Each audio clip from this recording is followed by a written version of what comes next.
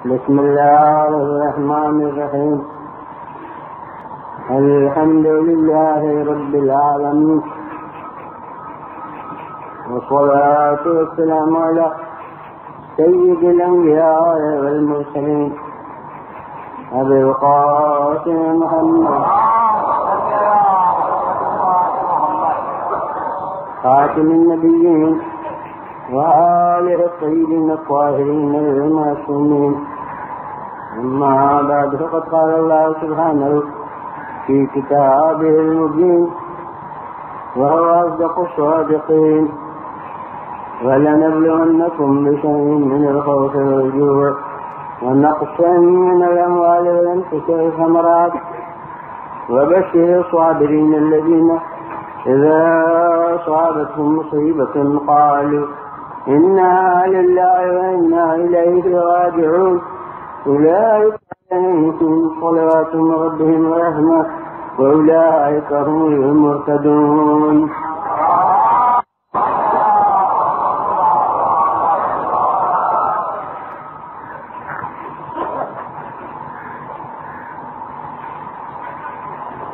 بچڑے کے دن کم رہ گئے ہیں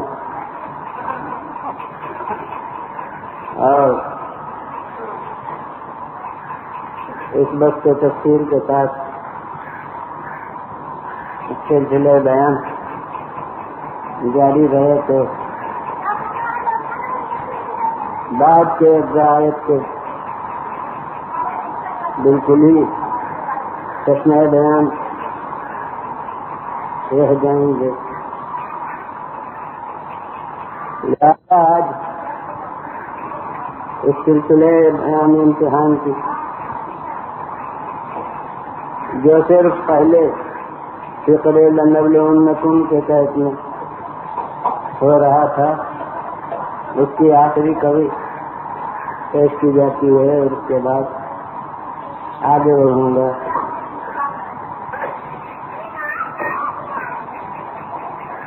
میں نے عرض کیا کہ عقلی طور پر بھی جتنا مرتبہ بلند ہو اتنا شدید پر امتحان ہونا چاہیے، اور حدیث بھی یہی بتاتی ہے اور خالق کی سنت عملی بھی یہی رہی ہے. تمام سلسلے انبیاء میں گزشتہ دور میں سب سے بالا تر ذات حضرت ابراہیم خلیل اللہ کی تھی، تو جیسا امتحان ان کا ہوا ویسا کسی اور نبی کا نہیں ہوا، اور ان سے بالا تر ذات حضرت محمد مصطفیٰ صلی اللہ علیہ وآلہ وسلم کی ہے، جس کے متعلق میں نے کل عرض کیا کہ وہ رفعت جیسے حضرت ابراہیم کی رفعت تمام انبیاء کے مقابلے میں ان کے لقب سے ظاہر، ویسے ہی ہمارے رسول کی رفعت حضرت ابراہیم سے وہ بھی ان کے لقب سے ظاہر ہے. بس یہ آخری جز ہے جس تک سب ان کا بیان پہنچا. اور جب یہ ذات سب سے والا تر ہے تو کیا وہ اصول عقلی اور وہ سنت عملی خالق کی اس منزل میں آ کر ٹوٹ جائے گی؟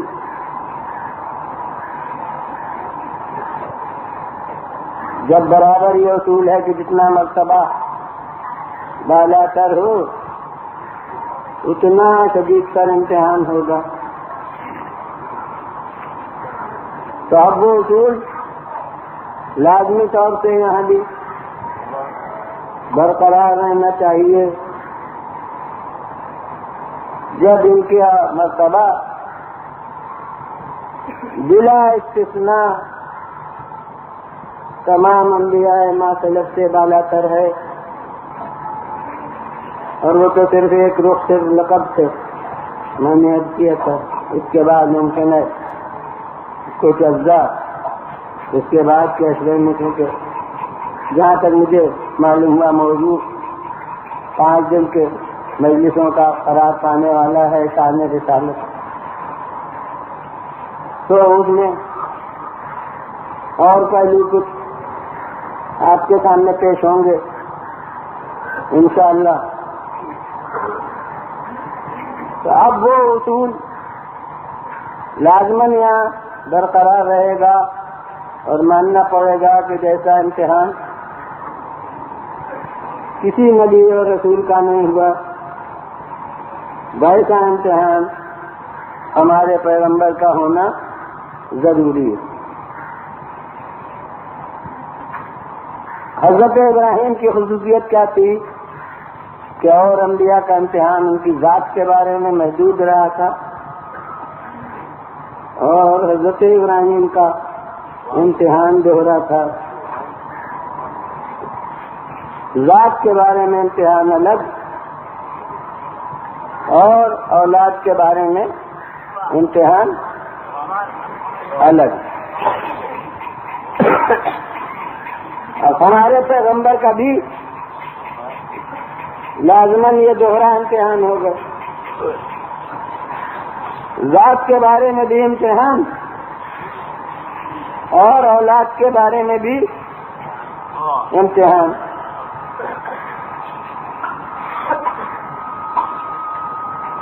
ان کی ذات کے بارے میں امتحان ابھی بھی ایک اتنا بڑا موضوع ہے کہ اگر ابتدائے عاشرات اسی کو عرض کرتا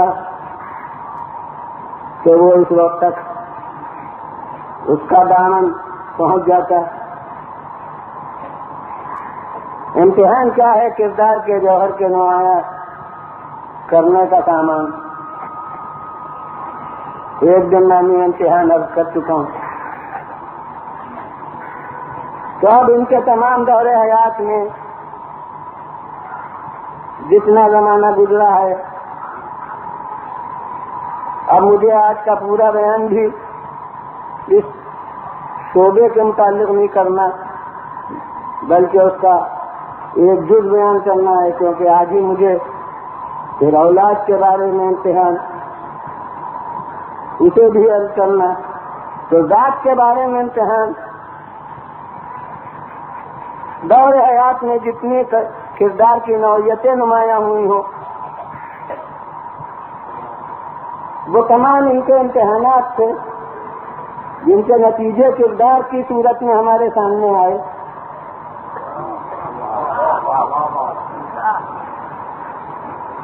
مثلاً وہ 40 برس کا دور جو بعثت سے پہلے کا دور عام زبان میں کہلاتا ہے، اس 40 برس کے دور میں کیا کوئی امتحان نہیں تھا؟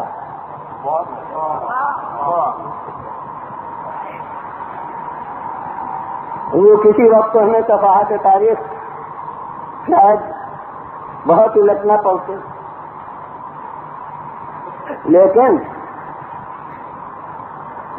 ہمارے سامنے دعوے داران نبوت کے کردار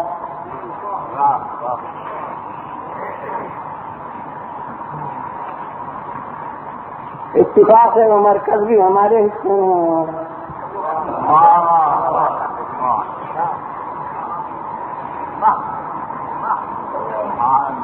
تب میں ہر ایک کو مطالعے کی دعوت دوں گا اس قریبی دور والے دار نبوت کے کردار کے مطالعے کی. ہوتا کیا ہے اور دیکھ لیجئے کہ وہی ہوا یا نہیں. نفسیاتی طور پر عرض کروں گا کہ ہونا کیا چاہیے، اور پھر یہ دیکھ لیجیے گا کتابوں کا مطالعہ کر کے اسی دعوے دار نبوت کی خود کتابوں کا مختلف ادوار سے مطالعہ کر کے دیکھ لیجیے گا کہ ہوتا یوں ہے کہ کوئی دعویٰ کرنا ہوا تو پہلے دل میں خلجان ہوا کہ یہ دعویٰ کرنا چاہیے. کچھ دن سوچ سوچ کے رہ گئے کہ قوم متحمل ہوگی یا نہیں. دوسری لفظوں میں کہوں کہ دعویٰ چلے گا یا نہیں.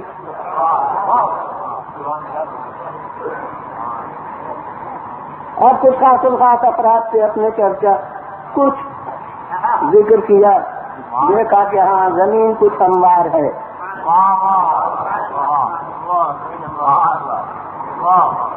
کچھ لوگ ماننے کے لیے تیار ہیں.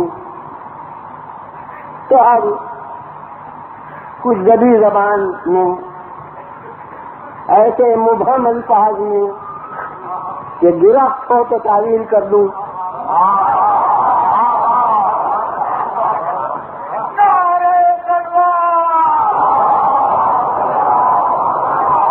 حضور معاف فرمائیے گا یوں اپنی جگہ تو عبادت ہے, مگر ایک بات کر دوں کہ کوئی تاریخ مرقع جب کردار کو پیش ہو رہا ہو تو میرے نزدیک محل صلوات نہیں ہے.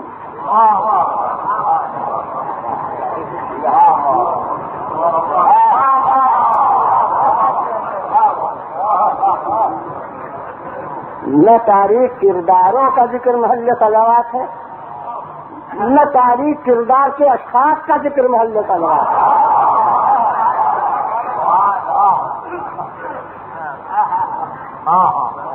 یوں آپ گھر بیٹھے صلوات بھیج دیجیے ہر وقت عبادت ہے. تو یہ کچھ الفاظ ایسے اب کہہ دیے, دیکھا کہ لوگ گھبرائے, بہت سے لوگ چونکے کہ ان الفاظ میں تو جراثیم کسی بڑے دعوے کے مضمر ہیں. اب جو بے چینی ہوئی تو کہہ دیا نہیں میرا یہ مطلب نہیں تھا, میرا یہ مطلب نہیں تھا. تھوڑا سا لیپا پوتی کر کے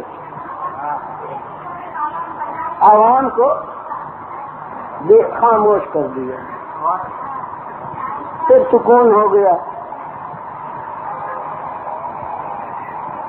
اب وہ جو کسی وقت میں مثلا 8-10 تھے, اب ان کی تعداد کچھ زیر زمین بڑھ گئی. تو اب کی ذرا زیادہ کھلے ہوئے الفاظ میں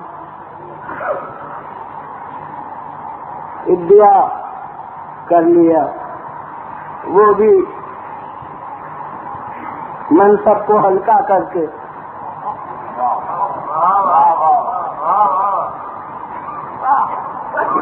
تاکہ بوقت ضرورت کام آئے.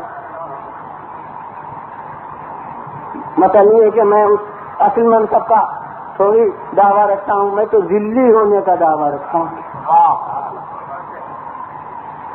اب وہ چاہے نئی لفظیں ایجاد ہوئی ہو, ذلی بروزی,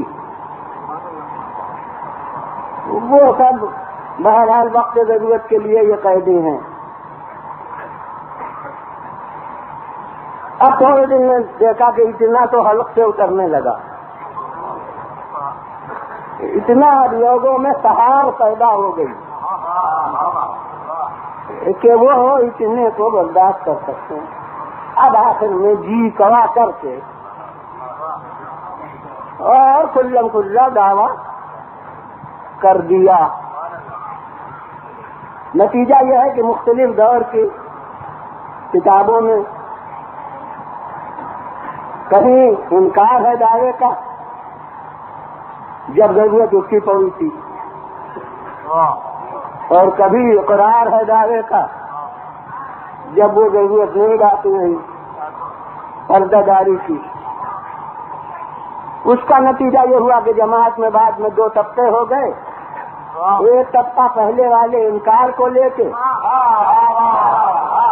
بن گیا, دوسرا طبقہ دوسرے دور کے اقرار کو لے کے بن گیا. وہ بھی انہیں کی تحریروں کو سند میں پیش کرتے ہیں کہ نہیں صاحب انہوں نے کبھی دعویٰ نہیں کیا. وہ دوسرے حضرات بھی انہیں کی تحریروں کو پیش کرتے ہیں, وہاں دعویٰ کیوں نہیں کیا, دیکھیے یہ دعویٰ کیا. سچے وہ بھی ہیں یہ بھی ہیں.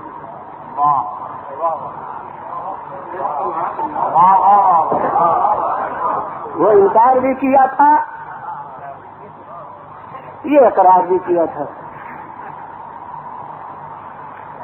اور دور اقرار کے تو ایک تحریر میں نے خود دیکھی ہے ان کی کتاب میں. ان کے میں یہاں بھی بعض حضرات ہوں کہ انہوں نے اسے دیکھا ہو. خود ان کے کتاب میں نے دیکھا کہ اللہ سبحانہ کو خواب میں دیکھا. ہمارے نزدیک تو جس طرح وہ بیداری میں دیکھنے کے لائق نہیں, اسی طرح خواب میں بھی دیکھا نہیں جا سکتا. اور وہ ایک عقلی اصول ہے جو عرض کرتا ہے کہ یاد رکھیے کہ خواب میں وہی چیز دیکھنے کے قابل ہے جو بیداری میں دیکھنے کے قابل ہو. آواز خواب میں بھی سنی جائے گی, دیکھی نہیں جائے گی. خوشبو خواب میں بھی سونگھی جائے گی, دیکھی نہیں جائے گی. نرمی سختی خواب میں بھی چھونے سے محسوس ہوگی, دیکھنے سے محسوس نہیں ہوگی.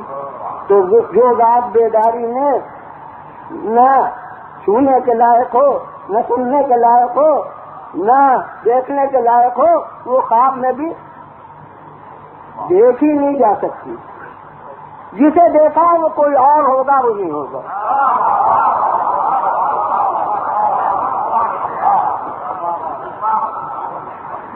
مگر مجھے معلوم ہے کہ اور مشائخ نے بھی دعویٰ کیا ہے اللہ سبحانہ کو خواب میں دیکھنا. غرض یہ کہ انہوں نے بھی بدعویٰ خود خواب میں دیکھا. اللہ مبارک کرے. اور جناب جو خواب میں دیکھا تو خود ان کا بیان ہی ہے کہ میں نے کاغذ اور قلم دوات بڑھا دیا سامنے کہ جس منصب کا دعویٰ تھا اس کے لیے درخواست کی کہ پروانہ لکھ دیجیے, تقرر کا پروانہ لکھ دیجیے. اب واقعہ ان کا تحریر کردہ ہے, لفظیں میری ہیں جس میں تفسیرہ بھی شامل ہے کہ جناب بلا تکلف انہوں نے, اس زمانے میں فاؤنٹین تو تھا نہیں,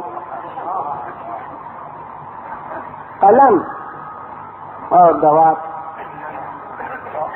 تو اکثر ایسا ہوتا ہے اس دوات اور قلم میں کہ روشن نہیں, وہ آپ نے آہا جس وقت کیا وہ نہیں, اس سے مطلب نہیں اس وقت.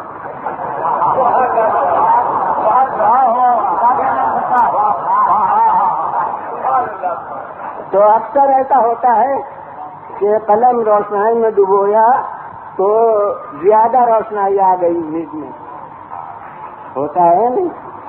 یہ فاؤنٹین میں بھی کبھی ہوتا ہے, وہ زیادہ روشنائی آ جاتی ہے. تو اب وہ تو مثقال کل ذرہ سے واقف جس کے دیکھنے کا دعویٰ ہے, مگر ایسے بے اٹکل پن سے قلم ڈبویا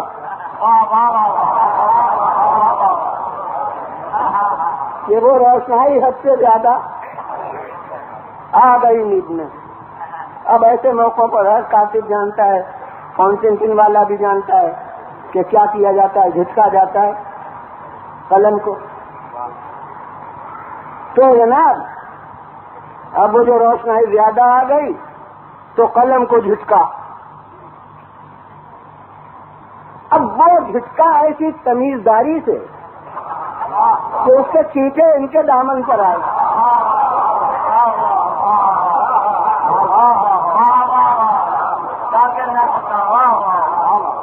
بس ماشاء اللہ اردو دا طبقہ موجود ہے، اور ایسے ملک میں تقریر کر رہا ہوں جہاں کی سرکاری زبان اردو ہے، تو اب اس لیے اردو کے خصوصیات کو متوجہ کرنے کی ضرورت نہیں ہے. میں کہتا ہوں کہ بس آنکھ کھل گئی، پروانہ تو نہیں تھا، دامن پر دھبے موجود تھے.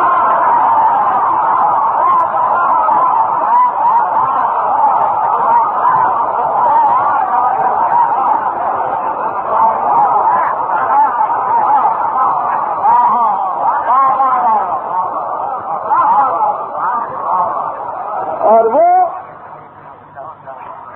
مجھ سے معلوم ہے، تقسیم کے پہلے تک کا حال تو معلوم ہے کہ اس کرتے کی سالانہ زیارت ہوتی تھی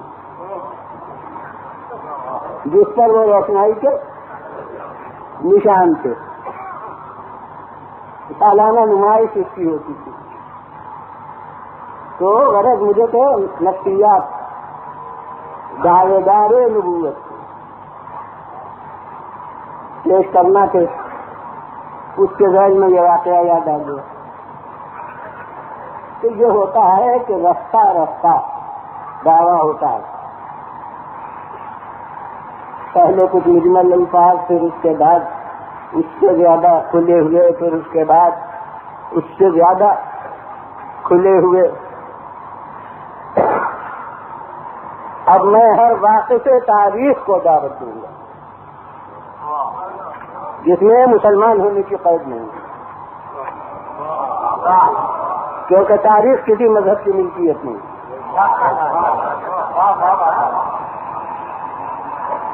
ہر واقعے سے تاریخ کو دعوت دوں گا کہ 40 برس کی زندگی میں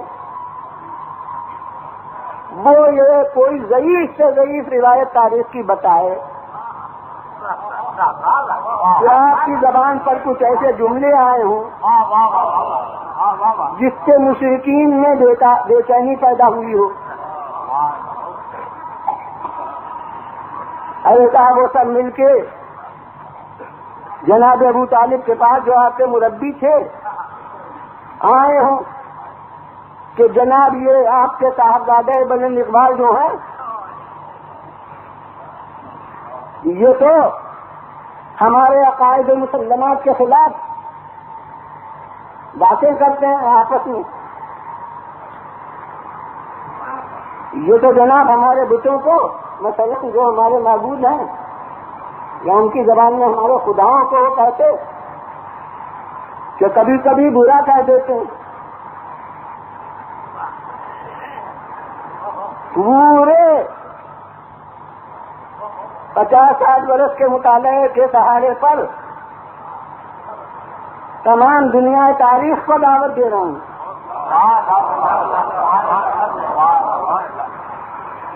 کہ وہ کبھی دکھلائے کہ جناب ابو طالب کے پاس شکایت لے کر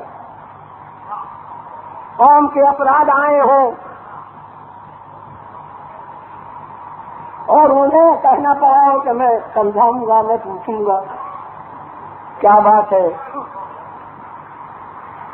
اور پھر پیغمبر اسلام تو انہی کے زیر سایہ فرمان چڑھ رہے تھے، وہ بلا کے کہتے کہ بھائی یہ کیا باتیں سننے میں آئی ہیں.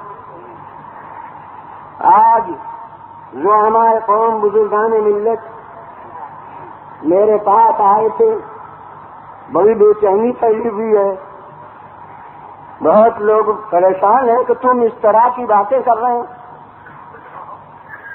کوئی جھوٹی سے جھوٹی روایت ہے؟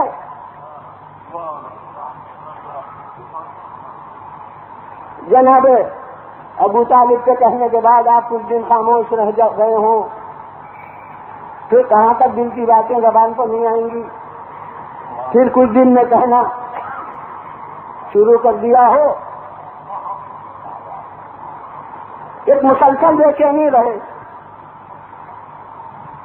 ارے جناب 40 برس زندگی کے گزرتے ہیں جس میں مکمل جوانی گزر چکی، جو جیسے خلیج کا دور ہے، جو حرارت خون کے انتہا کا دور ہے، اور یہ پورا دور خاموشی میں گزرتا ہے. اور ہر انسان محسوس کرے. اب یہ دوسرا رخ ہے کہ جن جن چیزوں کے بارے میں بعد میں احتجاج کیا، کیا ان برائیوں سے آپ کو اذیت نہیں ہوتی تھی؟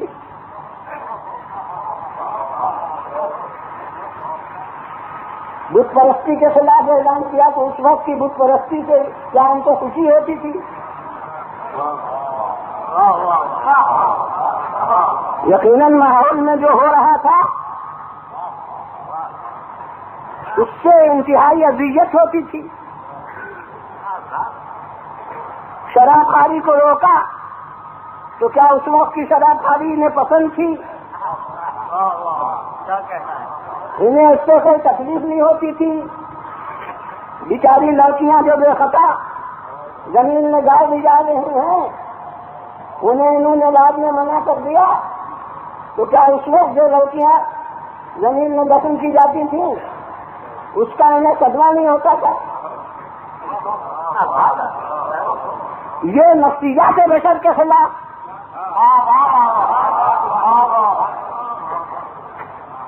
تو تمام ان باتوں سے ایک مستقل اذیت ہے.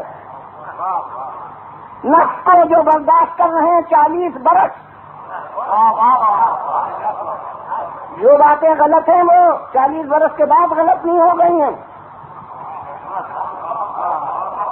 شراب خواری جیسے اس وقت غلط ہے ویسے 40 برس پہلے بھی غلط تھی. بت پرستی جیسے اس وقت ناروا ہے ویسے اس 40 برس میں بھی ناروا ہے. مگر میں کہتا ہوں کہ یہ خالق کی طرف کا امتحان ہے کہ سب کچھ دیکھو، اذیت برداشت کرو مگر چپ رہو.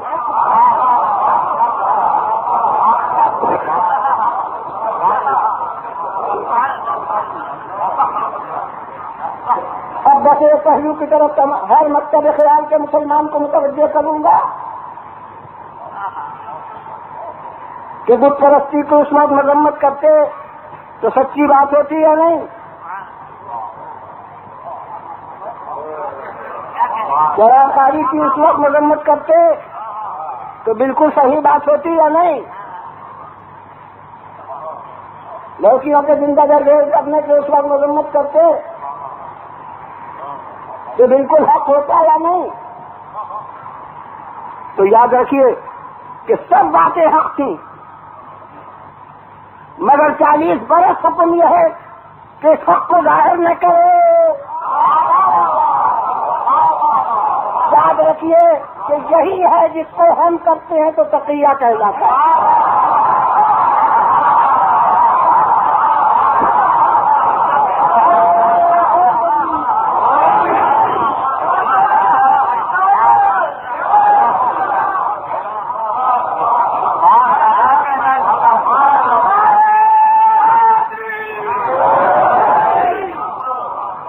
صلوات دیجیے محل صلوات.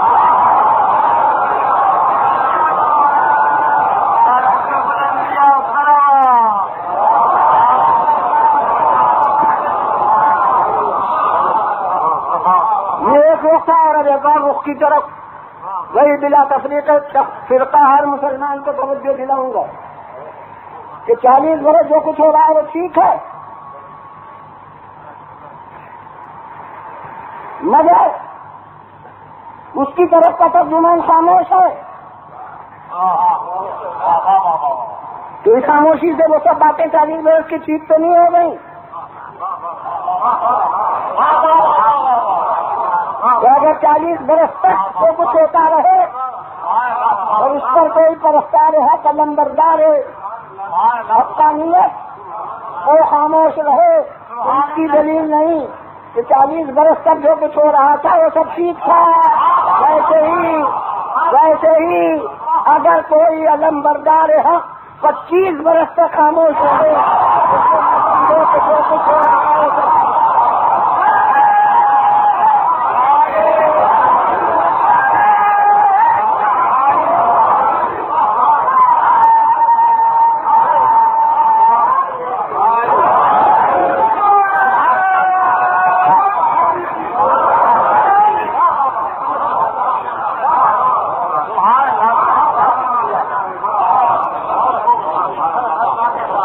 ایک دفعہ صلوات ملیں گا.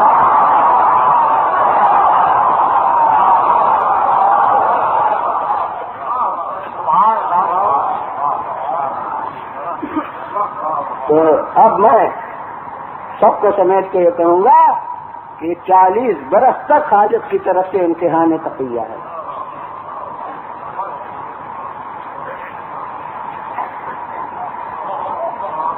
سب اذیتیں برداشت کرو لیکن حکم الہی نہیں ہے تو خاموش ہو. اب جب حکم الہی آ گیا کہ ہاں سب کو معلوم ہے وحی اول جس کی یادگار بھی ہمارے ہندوستان میں قائم ہوئی تھی تو یہاں کیوں نہ قائم ہوئی ہوگی چند برس پہلے. یہ قرآن کے سورے کے تنزیل کے ساتھ وحی اول اتری ہے. اس کی یادگار عالم اسلام میں قائم ہوئی تھی تو جناب سب کو معلوم ہے بعثت ہو گئی. لیکن بعثت کے بعد ہی متفق علیہ تاریخی روایت جسے اگر عربی کتابوں کو دیکھنے کی کسی کو فرصت نہ ہو تو جناب شاہ عبدالحق دہلوی جو بیہقی ہند کہلاتے ہیں ان کی کتاب فارسی زبان میں مدارج النبوۃ اور وہ یہاں بھی یقیناً چھپی ہوگی اور ہمارے یہاں تو منشی نول کشور نے اس کو چھاپ دیا تھا اپنے دور میں. تو وہ مدارج النبوۃ دیکھ لے اور تمام عربی تاریخوں میں جملہ یاد کہ بعثت کے بعد بھی 3 برس تک بقیہ 3 سنین مستقیم یعنی 3 برس تک معمول رہے کہ ابھی اعلانیہ اظہار رسالت نہ ہو, صرف گھر کے اندر بات رہے. 3 برس تک باہر تبلیغ نہ کرو, بس صرف گھر کے اندر. اب 3 برس کے بعد وہ آئے تیسری وانذر عشیرتک الاقربین, اور اپنے جو قریبی اعزاء ہیں ان کو پیغام حق پہنچائیے. جس کے بعد وہ دعوت عشیرہ ہوئی تو اس کو بھی اس وقت میں عرض کرنا ہے کسی مجلس میں پھر انشاءاللہ, کیونکہ اس وقت مجھے آگے بڑھنا ہے, بات کو پورا کرنا. تو وہ دعوت عشیرہ ہوئی جس میں دعوت کی گئی اور پیغام حق کو پہنچایا گیا 3 برس کے بعد ہوئی.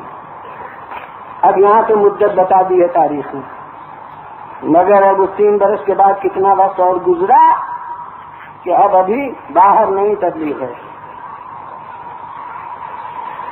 اب اس وقت آئے پچھلی فصدہ بما تؤمر واعرض عن المشرکین, بس اب علانیہ جو حکم الہی ہے اس کی تبلیغ کیجیے اور مشرکین کی پرواہ نہ کیجیے کہ کیا کریں گے. اس کے بعد وہ حضرت نے اعلان عام صفا کوہ صفا پر جا کے وہ پہلا اعلان رسالت مجمع عام میں فرمایا, جیسا اب انشاءاللہ ممکن ہے بشان رسالت کے دور میں منزلیں آئے بیان میں. بس ایک پہلو کی طرف ہر جز پر ہر مکتب خیال کے مسلمان کو دعوت غور و فکر کی دیا کرنا, مگر درایت کی مدد سے, یعنی تاریخ کے ساتھ عقل کہ تاریخ دعوت اسلامی کی رفتار باجماع تاریخ یہ ثابت ہوتی ہے کہ 40 برس تک تو نفس ہے فقط, 40 برس کے بعد گھر ہے, گھر کے بعد گھرانہ ہے, گھر آنے کے بعد سارا عالم ہے. پھر منازل دعوت اسلامی متفق علیہ طور پر جو ہے یاد کر لیجئے کہ نفس سے بات پہنچی گھر تک، گھر سے پہنچی گھرانے تک، گھرانے سے پہنچی تمام عالم اسلام تک. تو اب بس ایک سوال ہے کہ سابق الایمان کو گھر میں ڈھونڈیے گا یا دنیا میں؟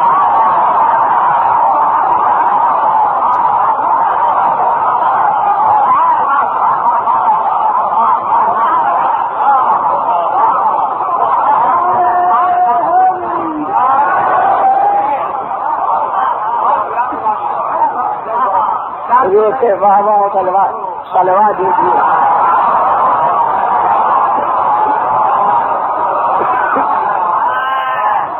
پھر ذرا ماشاء اللہ مجمع کی تناسب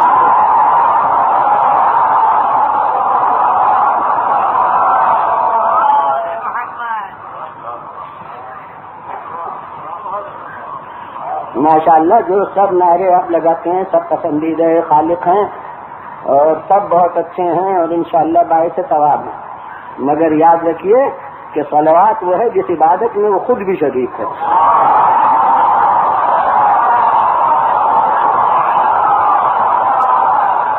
پھر ایک دفعہ صلوات.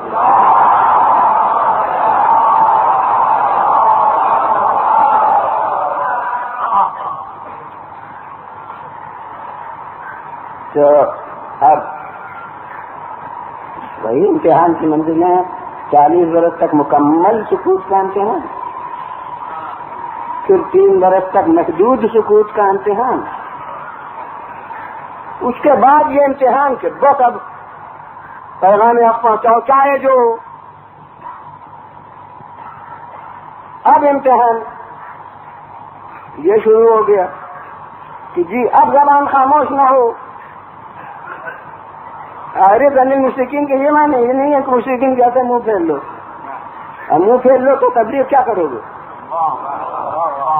جی ارے بنی مشرکین کے وہی معنی جو میں ترجمہ کرتا ہوں، یعنی بس پرواہ نہ کیجیے کہ مشرکین کیا کریں گے، جو بنے وہ کریں، آپ کا کام تو اب دعوت حق دینا ہے. چنانچہ اب یہ امتحان شروع ہو گیا کہ جس میں مبارک پر پتھر پڑ رہے ہیں، سر مبارک پر خس و خاشات پھینکا جا رہا ہے، اور بس اب زبان خاموش نہ ہو. اب دعوت الہی کی صدا مدھم نہ ہونے پائے.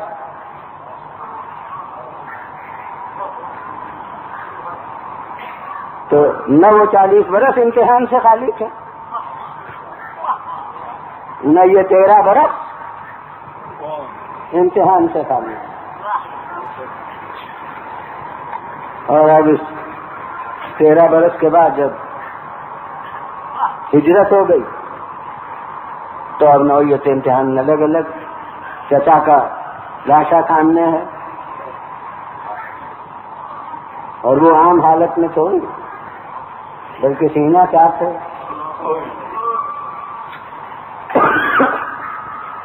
اعضاء قطع کیے گئے ہیں، کلیجہ نکالا گیا ہے. وہ سب امتحان، یہ سب امتحانات ہو رہے ہیں. عزیزوں کے توڑتے ہوئے لاشیں دیکھ رہے ہیں، مخلص وفاداروں جانبداروں کے توڑتے ہوئے لاشیں دیکھ رہے ہیں. یہ سب امتحان ہے. اور پھر درمیان میں وہ تو پوری سیرت اس وقت تھوڑی پیش کرنا ہے. اب طرح طرح کے امتحان ہو رہے ہیں. تو یہ سب ذات کے بارے میں امتحان، یعنی پوری زندگی امتحان ہے. مجموعی زندگی 63 برس وہ سراپا امتحان. یہ ذات کے بارے میں امتحان. مگر حضور ابراہیم کی خصوصیت یہ تھی کہ امتحان ذات سے بڑھ کے اولاد تک پہنچا. تو اب ان سے افضل ہستی کے یہاں ارتقاء ہوگا تو اولاد کے شعبے میں ہوگا.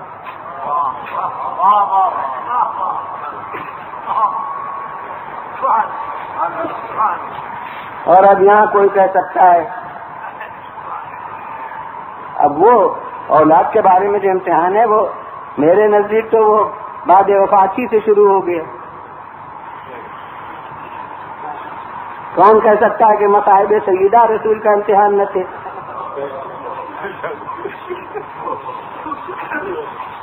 کون کہہ سکتا ہے کہ مصائب حضرت علی مرتضیٰ پیغمبر کا امتحان نہ تھے؟ کون کہہ سکتا ہے کہ مصائب حسن مجتبیٰ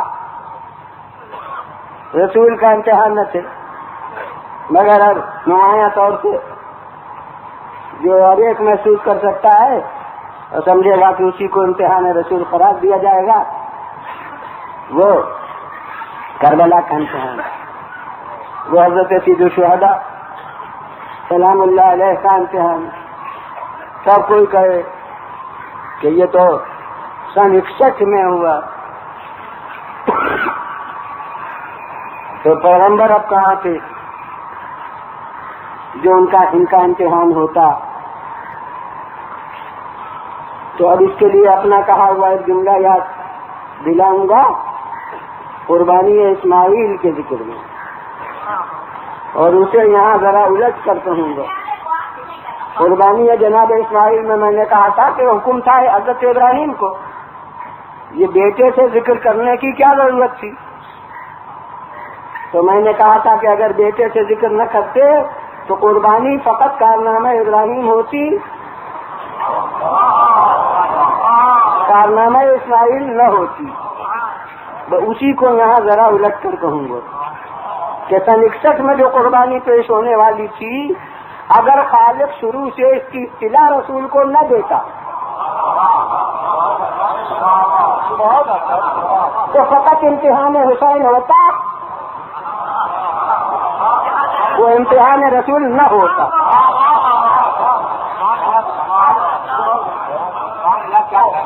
اس لیے وہ بضرورت امتحان لازم تھا کہ جس وقت سے بچہ پیدا ہوا، جس وقت سے شہزادہ متولد ہوا، اور میں اس وقت سے کہہ رہا ہوں ہمیں علم اسی وقت ہوا ہے، ورنہ ہمیں نہیں معلوم کہ ادھر سے کب اطلاع دی گئی. وہ تو ہمیں اس وقت علم ہوا جب شہزادے کو پیغمبر کی گود میں لا کر دیا گیا اور رسول کی آنکھوں سے آنسو بہنے لگے.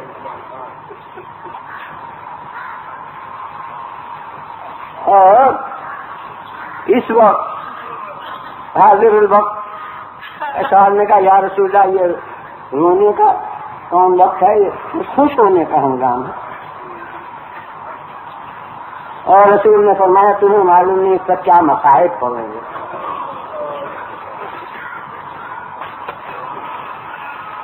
اور پھر ایک دفعہ نہیں، اچھا ایک چیز ہے جو ہمارے روایات میں ہے، اور ابھی سے کہتے ہیں کہ علماء اہل سنت کے یہاں کے روایات میں نہیں، ہمارے روایات میں جو بزرگ اہل بیت پہنچے ہیں اسی میں ہے، اور میں کہتا ہوں وہ ہونا چاہیے.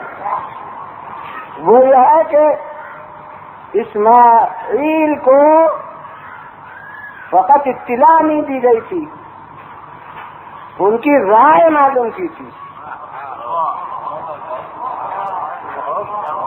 جناب ابراہیم نے نہیں کہا تھا کہ میں کہا حکم ہو رہا ہے اور مجھے تعمیر کرنا ہے، اطلاع فقط نہیں تھی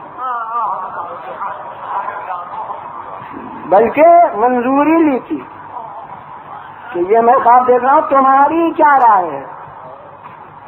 تو اب رفعت کردار حضرت محمد مصطفیٰ کے لیے یہ کافی نہیں ہے کہ اللہ بس اطلاع دے دے، بلکہ ضرورت ہے کہ منظوری حاصل کرے.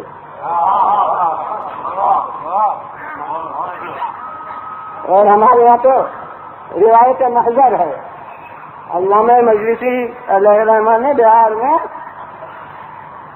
لکھا ہے کہ تحریری دستاویز آئی اور اس پر مہر لی گئی اقراری ہوا ہے یہ بھی، مگر بہرحال ان کے عہد و پیمان کے لیے کوئی تحریر دستاویز کی ضرورت نہیں، زبان کافی ہے۔ تو خالق کی طرف سے صرف اطلاع نہیں دی گئی بلکہ منظوری دی گئی، تمہارا نواسا تمہارے دین کی خاطر اس طرح قربان ہو، تمہیں منظور ہے؟ اور رسول اللہ فرما رہے ہیں ہاں منظور۔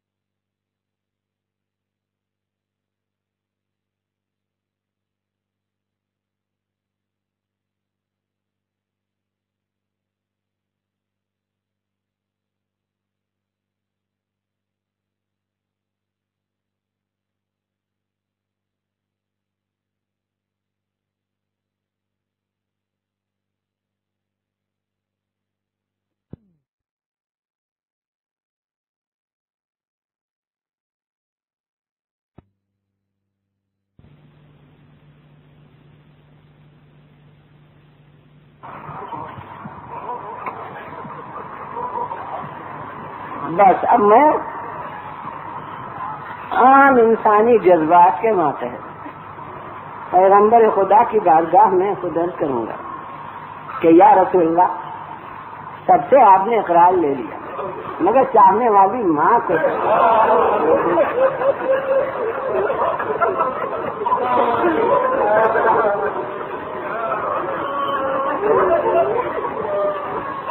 کیوں اس سے اقرار لے لی؟ مگر رسول جواب میں ارشاد فرمائیں گے کہ میری بیٹی اگر عام ماں ہوتی تو بے شک تذکرہ کرنے کی ضرورت نہیں، لیکن جب یہ چادر تطہیر کا جز ہے تو اس کا کردار دوسروں سے پیچھے نہیں رہنا چاہیے۔ مگر اسلام دین فطرت ہے، پیغمبر دین فطرت کے نمبردار، در بنا فریضہ بیان کرنا ضروری، مگر بشریت کے تقاضے سے کسی سے کہنے میں کسی انتظام کی ضرورت نہیں ہوئی، کسی اہتمام کی ضرورت نہیں ہوئی، علی سے بلا تکلف کر دیا، حسن مجتبیٰ سے بلا تکلف کر دیا، خود حسین سے بلا تکلف کر دیا، لیکن اب فاطمہ کو بلوایا ہے۔ فاطمہ آتی ہیں، علی سے تو ذکر ہو ہی چکا ہے، جانتے ہیں کہ کیوں بلایا ہے، پس منظر مقصد کو ظاہر کرتا ہے، مگر اب کیا ہوتا ہے ابھی کہیں گے نہیں۔ فرماتے ہیں علی ذرا فاطمہ زہرا کے کندھوں پر ہاتھ رکھ کے کھڑے ہو جاؤ۔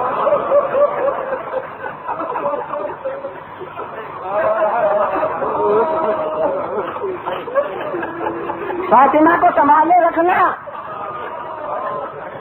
میں کہتا ہوں یا رسول اللہ، کیا در خیبر کے سنبھالنے سے زیادہ مشکل ہے اس وقت فاطمہ کو سنبھالنا؟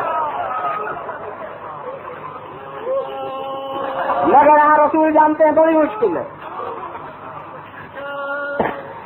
اور علی میں کہتا ہوں پورے عزم کے ساتھ کانوں پر ہاتھ رکھ کے کھڑے ہوئے، اور اب رسول نے جن لفظوں میں کہا ہو، مجھے تو یہ لفظ معلوم ہے کہنے کے لیے کہ اے بیٹی یہی بچہ جس کو چکی پیس کے پال رہی ہو، یہی میرے دین کی خاطر راہ خدا میں قربان ہوگا منظور ہے. بس جو حقیقت ہے اس کو میں اسی لفظوں میں پیش کر سکتا ہوں کہ فاطمہ غش کھا کے بات کو بھی پہلے کہہ دیا منظور.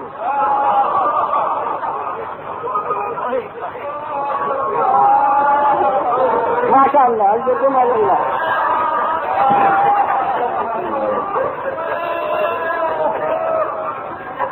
تو اب معلوم ہوا کہ یہ کارنامہ کربلا فقط ایک کا امتحان نہیں تھا.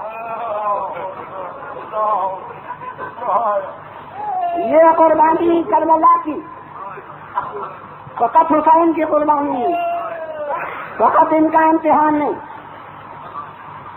بلکہ یہ بڑے بھائی کا بھی اپنے امتحان ہے، حسین مشتبہ کا بھی، یہ والد بزرگوار حضرت علی مرتضیٰ کا بھی امتحان ہے، یہ ان کی والدہ گرامی حضرت فاطمہ زہرا کا بھی امتحان ہے، اور یہ ان کے نانا رسول اللہ کا بھی امتحان ہے. اور آپ کے لیے جملہ کافی ہے، بہت بڑی حقیقتیں جملوں میں آپ سمجھ لیتے ہیں. میں کہتا ہوں کہ اس سے منزل کردار حسین کی نزاکت دیکھیے کہ ہر امتحان میں آنے والے پر اپنے مرتبے کی بلندی کو قائم رکھنے کی ذمہ داری ہے، مگر حسین پر آج اپنے بزرگوں کے مرتبے کی عظمت کو قائم رکھنا.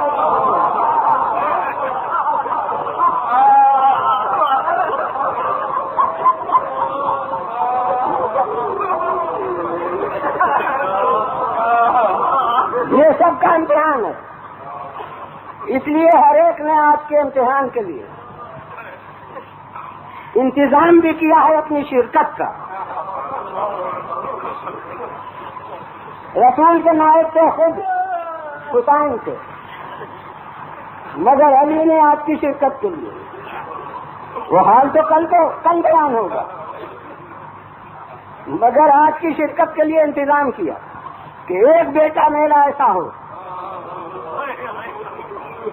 یعنی گویا علی کو تصور ہے کہ یہ تو رسول کے بیٹے ہیں،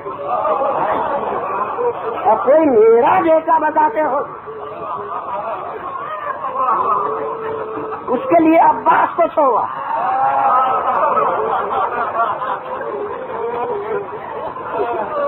یہ جانتی ہیں کہ میں نہیں آؤں گی. انہوں نے اپنا جانشین زینب کو چھوڑا.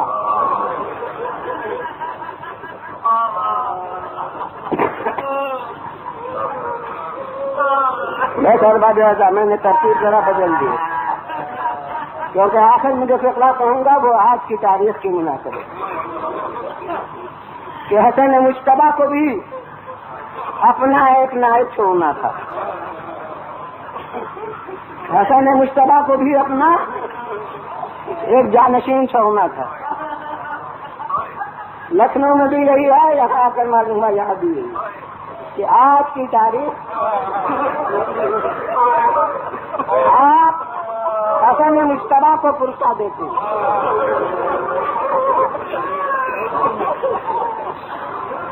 آج جناب قاسم کا بیان ہوتا ہے. اس شہزادے کی خصوصیت یہ ہے بربنائے واقعات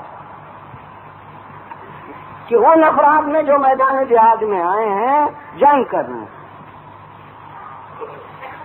میرے الفاظ کو قیود میں سے جو افراد جنگ کرنے جہاد کرنے میدان میں تلوار لے کے آئے ہیں، ان میں سے تاریخ کے روح سے سب حد بلوغ کو پہنچے ہوئے تھے، مگر یہ شہزادہ اس کے بارے میں تصریح ہے کہ لم یبلغ الحلم، ابھی حد بلوغ تک نہیں پہنچے تھے. اور ہمارے بزرگ بھی اس سلسلے میں بیان فرماتے تھے کہ آثار کم سنی اتنے تھے. یوں تو امام حسن اسلام کی وفات کو 10 برس میں، اس سے کم عمر کا تو کوئی بچہ نہیں ہو سکتا. اور پھر ان سے ایک چھوٹے بھی کا بھی پتہ چلتا ہے، عبداللہ ابن حسن اس لیے ان کی عمر تقریباً 12-13 برس کی تھی، لیکن آثار کمسنی اتنے تھے کہ جب مدینے سے چلے ہیں تو اس وقت انہیں کوئی گھوڑا سواری کے لیے نہیں دیا گیا تھا، پردےدار محل میں بیویوں کے ساتھ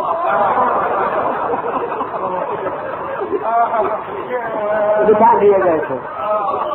میں کہتا ہوں کہ یہ حسرت شاید کربلا میں پوری ہوئی۔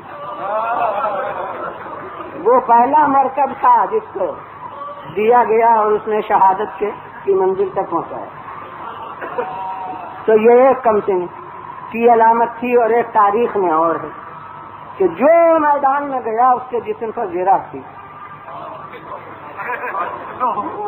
مگر شہزادہ قاسم جب میدان میں گئے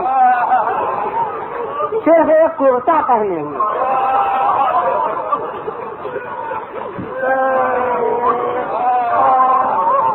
تو یہاں پر بھی ہمارے بزرگ کہتے تھے کہ ہم بارگاہ الہی میں، بارگاہ حسینی میں کہیں گے کہ آپ نے بھتیجے کو بھیجا تھا تو زرہ تو پہنا دیے تھے۔ تو مولا شاہ جواب میں فرمائے کہ عرب میں سن کے بچے لوٹے کب ہیں جو ان کے جسم کی زرہ تیار ہوتی؟ میں اپنے بھتیجے کے لیے کہاں سے زرہ لاؤں؟ تو نابالغ تھے۔ اور اس کی وجہ سے بس یہی ایک رعایت کروں گا کہ مولا کو دشواری تھی ذرا، اور شہزادہ قاسم خاندان رسالت کا بچہ ہے، اس سے بڑھ کے مسائل شریف سے کون واقف؟ تو نہ جانے کب کب قاسم نے سوچا ہے کہ کہیں میری کمسنی سنگ راہ نہ ہو جائے، کیونکہ تاریخ اسلام بھی سامنے تھی۔ ہمارے سامنے کتب حالات صحابہ میں ملتا ہے کہ ہر جنگ میں کچھ بچے جوش میں آ کے جانا چاہتے تھے اور رسول واپس کر دیتے تھے کہ یہ ابھی نہ بالغ ہے، اس کو نہیں جانا چاہیے آئینی طور پہ۔ تو مجھے معلوم ہے، اور قاسم جن کے گھر کی بات تھی انہیں کیا نہیں معلوم تھا، تو کب کب یہ سوچا کہ کہیں میری کمسنی میری راہ میں رکاوٹ نہ بن جائے، مگر اپنی اس پریشانی کو دور کرنے کا موقع نہیں ملتا تھا۔ شب عاشور مولا نے جب خطبہ پڑھا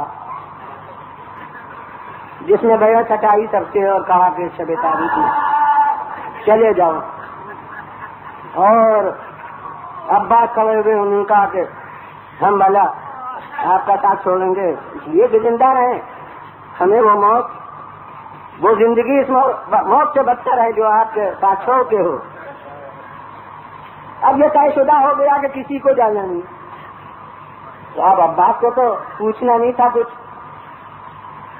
علی اکبر کو تو پوچھنا نہیں تھا، مگر کیونکہ بات وہی زیر بحث آ گئی تھی تو اب جو مدت کا تردد بچے کے دل میں تھا تو قاسم کھڑے ہو گئے اور پوچھا چچا ہمارا بھی نام دفتر شہداء میں ہے؟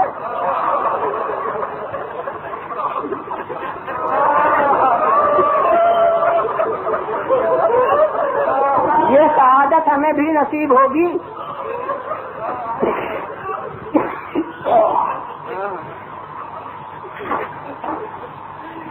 اب امام جو کہنا ہے پہلے ہی کہہ دیں، مگر یہاں تو ہر بزرگ خود کا امتحان لیتا ہے۔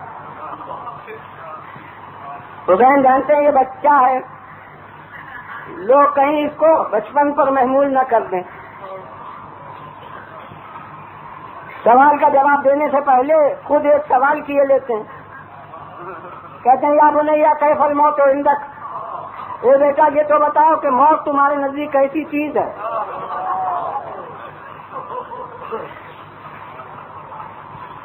اہل فقہ میں کہتا ہوں کہ قاسم نے جو جواب دیا اس میں بڑی حقیقت مضمر ہے، لیکن انداز جواب سے کمسنی بھی ٹپکتی ہے۔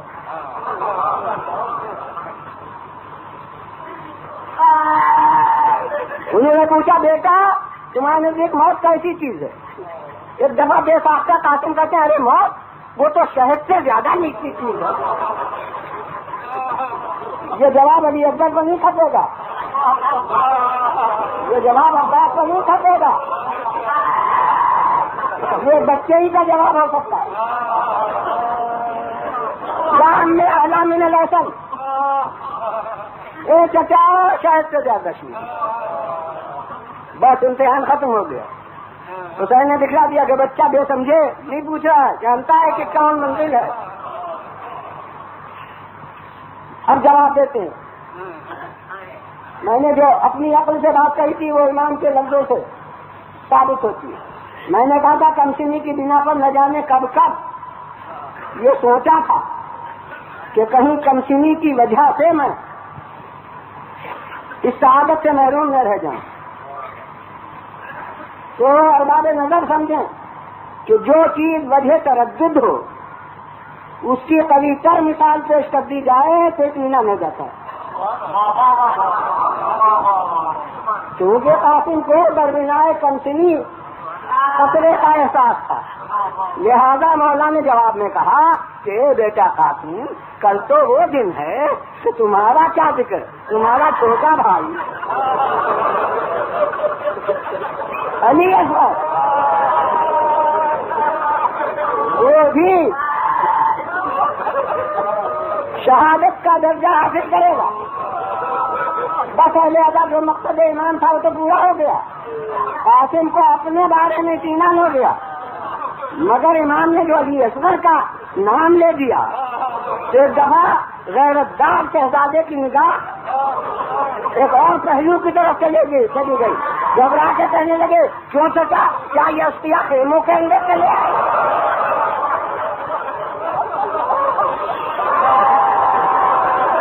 ماشاء اللہ بیکار.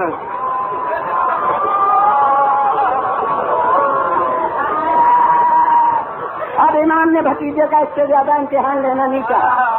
فرمایا نہیں بیٹا میری زندگی میں یہ تو ممکن نہیں, میں خود لاؤں گا, میرے ہاتھوں پر تیرے بھائی کی شہادت ہوگی. مختصر طور سے شہادت علی اصغر امام نے بیان فرمائی. بس یہ شب عاشور کا ذکر.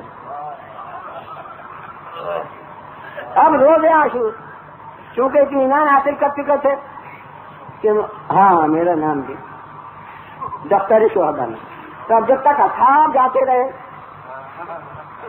تب تک تو خاموش ہے, محسوس کر رہے ہیں کہ نظام یہی ہے کہ آج اصحاب کی موجودگی میں کوئی عزیز نہ جائے. مگر جس وقت بنی ہاشم کی باری آئی, اب ہر منزل پر بچہ چچا کے پاس آتا ہے, کہتا ہے چچا اب ہمیں اجازت دی.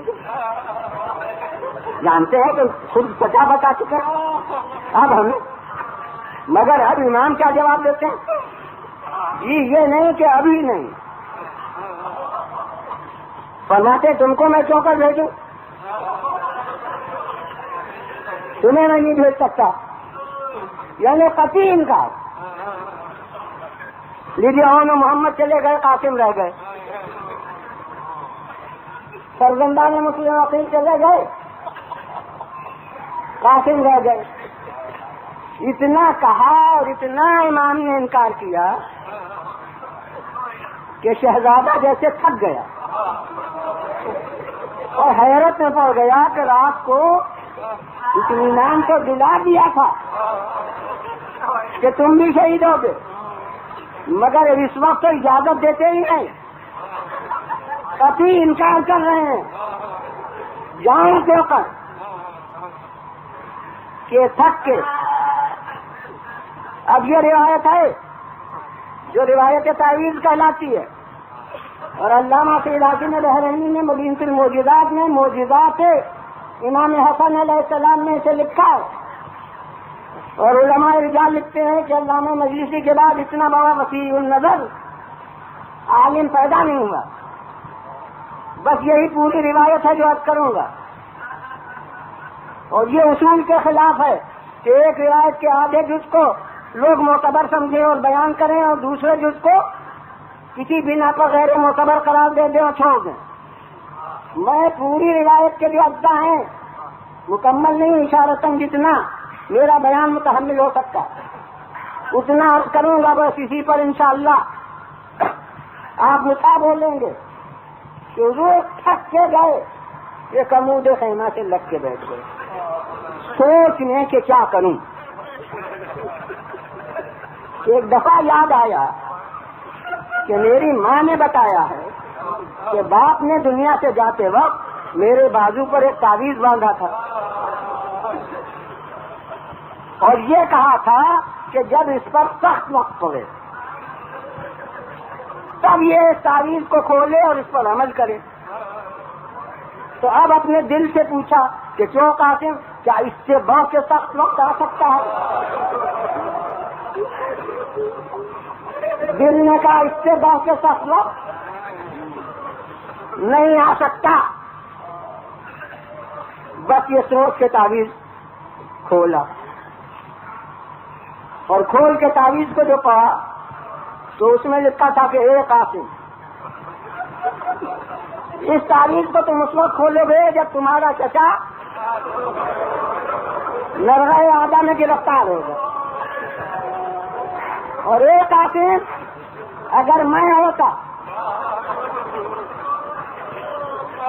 تو میں اپنے بھائی پر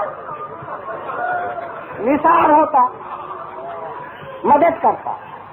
اب میں تو ہوں گا نہیں، تم میری طرف سے میرے بھائی کی مدد کرنا۔ ذاکری کے اصول کے خلاف ہے کہ مصائب میں ذہن کو الجھایا جائے، مگر کیا کروں، میری بات میں مکمل ہوگی۔ آخر حسین یہ بتلانے کے بعد کہ تم درجہ شہادت پر فائز ہو گئے، اب تک انکار کیوں کر رہے تھے؟ وہ جو بتایا تھا وہ تو علم امامت تھا، اور یہ جو اجازت نہیں دے رہے ہیں یہ آئین شریعت ہے۔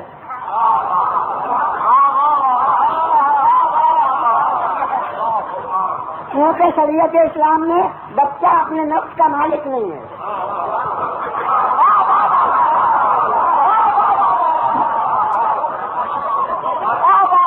بچے کے نفس کا مالک یا باپ ہے یا دادا۔ یہاں عالم ظاہر میں نہ باپ موجود تھا نہ دادا موجود تھا۔ ہاں صاحبان علم بھی ہیں، وہ اس پہلو کی طرف متوجہ ہو سکتے ہیں کہ بے شک جب باپ دادا نہ ہو تو ایمان ولی ہے، مگر پھیلا کے کہنے کی گنجائش نہیں۔ میں کہتا ہوں ایمان اختیارات امامت کو تو شب عاشور کے خطبے میں بیعت اٹھا کر برطرف کر چکے تھے، اب کسی کے بارے میں تو اختیار امامت فرض نہیں کیا، اپنے یتیم بھتیجے ہی کے بارے میں اختیار امامت فرض کرتے، تو اب مولا بھیجے تو کیوں کر بھیجے؟ یہ ہے کہ قطعی انکار کہ تمہیں میں نہیں بھیج سکتا۔ اب جو یہ تعویذ مل گیا، یہ جو نوشتہ باپ کا مل گیا، بس اب یہ چند جملے ہیں مسائل کے، اب یہ جو مل گیا تو اب قاسم کو کچھ کہنا نہیں تھا، بس چچا کی خدمت میں آ کر وہ نوشتہ سامنے پیش کر دیا۔ ماشاءاللہ، میں کہتا ہوں اب حسین کے دل کی خبر لیجیے، ابھی تک بھیجنے کا حق نہ تھا، اب روکنے کا حق نہ رہا۔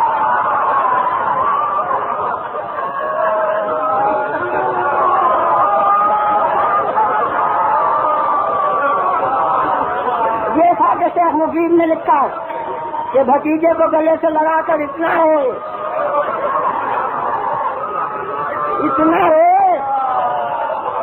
کہ تقریباً بس آ گیا، بس اب ذرا جو رونے میں سکون ہوا، بس آخری جملے ہیں یہ، ذرا جو رونے میں سکون ہوا، اسی روایت تعویذ کا تتمہ ہے جسے بہت سے لوگ چھوڑ دیتے ہیں مصلحتاً، کہ حضور بس رونے سے جو سکون ہوا، فرمایا بیٹا یہ تو تمہیں وصیت تھی، اب تمہیں اس وصیت کو پورا کرنا ہے، اور مجھے بھی تو بھائی کی ایک وصیت ہے، اسے مجھے بھی پورا کرنا ہے۔